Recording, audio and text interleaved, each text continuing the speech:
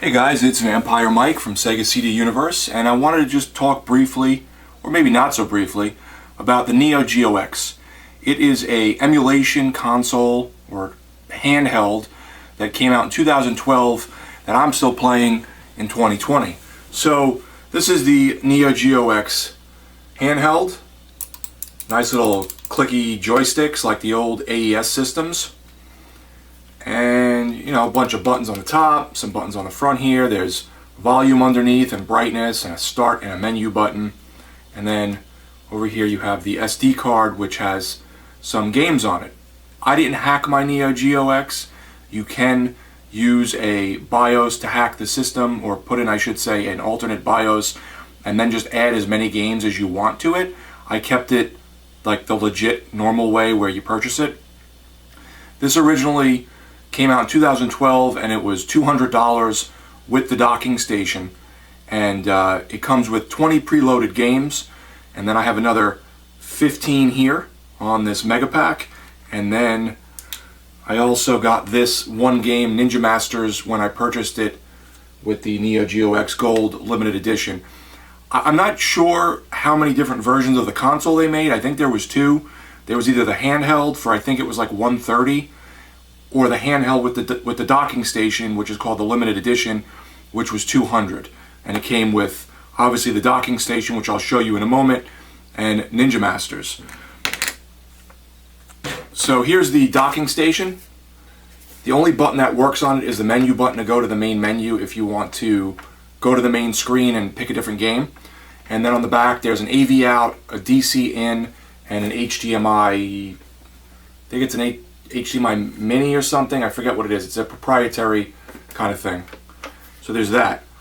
The controllers use USB, so they're USB joysticks. I'll show you that in a second. And then when you push this button on the front, it pops open.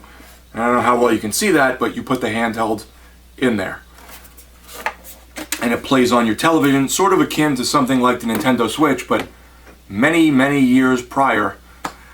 So the games, or at least the Mega Pack I had purchased, Volume 1, is the only actual release of games besides that Ninja Masters.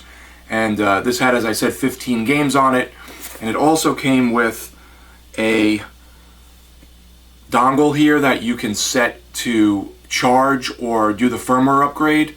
If you didn't do the firmware upgrade, there was some emulation issues, and I don't believe you could save your game, where when you do the firmware upgrade, which is built into this, and there are some instructions inside the package, you're then able to save your game afterwards. I believe it's like firmware 500 if memory serves. It's been a long time since I've upgraded this thing, but they didn't come out with any official firmware after that, because Tomo, who made this, had a falling out with SNK, and there was some licensing issues, and it went to court, and that was the last I heard of it, but they pulled it off the shelf like a year after it came out. People really hate this console because of the subpar build quality. Most of the items, including the controller and the dock, feel kind of cheap. People have taken apart the handheld, and inside, again, is fairly cheap manufacturing, probably to save on costs like usual. Most of it is built in China, or all of it. But I do enjoy the system, and it still works, and I still have fun with it, with some caveats that I do want to mention. Let me show you the controller before I get to the caveats. So I have two of these. This is the joystick, which is obviously based on the original AES. It has little micro switches, and then the four buttons, start and select. There is no menu button on the controller, so the only way to go back to the main screen and pick a new game is to get up and push the button on the console, or the docking station, I should say. This was the box that the Neo Geo X came in when I purchased it, and then if you can see over here, this little crooked one is the extra controller I have. So, two of the main concerns with this docking station combo jam is the battery eventually craps out. People have had to replace the internal battery, and if the system isn't charged, or if the handheld, I should say, isn't charged to 100%, it won't play on your television, and that's an issue. So what I ended up doing was I went out and purchased this Sony Reader AC adapter, and I feel this charges it better, and it also can kind of kick it out of that issue with the battery sometimes. So I've had times where I've plugged in the handheld to the docking station and I get no picture and it's just charging, and it can do that for like ever. But if I unplug it and use this, and the handheld uses, I believe it's a mini or micro USB, I forget, on the back of it, this is the perfect amps and voltage to charge it. That's why I purchased it. I did a video years ago about it if you want to check that out a little more in depth. It tends to kind of kick it out of that mode. It charges it. I get a full charge. I put it back in the dock and it works fine. This here is 100 to 200 volts, 50-60 hertz, 0.2 amps, and it says 5 volt and 1500 mA. So this is a PRSA AC1 Sony reader AC adapter for one of their ebook readers. This works with the Neo Geo X very well. So the other issue with the Neo Geo X that people hate on is the emulation isn't perfect. You can definitely buy a Raspberry Pi or some other form of emulation that's better than this. There's some screen tearing. You know, the games don't play perfectly well in that regard. They may be like a little slowdown or screen tearing, but for me they're fine.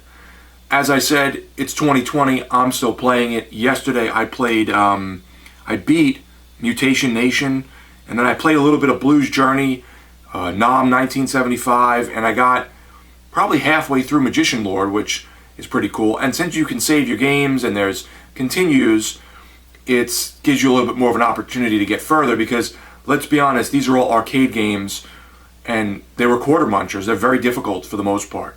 So that's really it. I just wanted to talk about that I'm still playing the Neo Geo X in 2020. I really enjoy it. I know its limitations and its downfalls.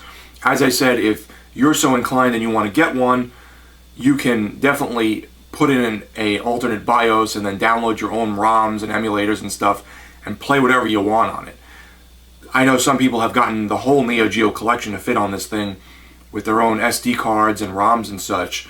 I like to kind of keep things legit for the most part, but it's a fun system. I think if you find it fairly cheap and you can kind of guarantee it still works or the battery doesn't need to be changed, I would say to check it out. But I think, you know, it's for those people like me that grew up with the Neo Geo being released and couldn't really afford it. I remember when I was a kid, my dad had said, "Oh, I'll get you it, I'll get you it." It was in some kind of like magazine. It was like $500. And my mom's like, "Oh my God, well, he can't, that's crazy, you can't buy that for him." So I ended up not getting it. But I did get this for $200, and I'd say I got my money's worth. It's got a bunch of fun games on it, and the ones they included are really good. So let me know, guys, what you think of the Neo Geo X, if you've played it or if you have one. My other buddy Timmy has one. He got one around the same time, and he said his doesn't work at all anymore, that the battery doesn't hold the charge. I haven't charged mine in a long time, and as I said, once I used the Sony e-reader AC adapter, it ended up working again. So there are some issues, but it is still a fun little emulation console. It's not obviously legit hardware, but Neo Geo items are just so expensive. Thanks, guys, for watching. It's Vampire Mike from Sega CD Universe. Be good.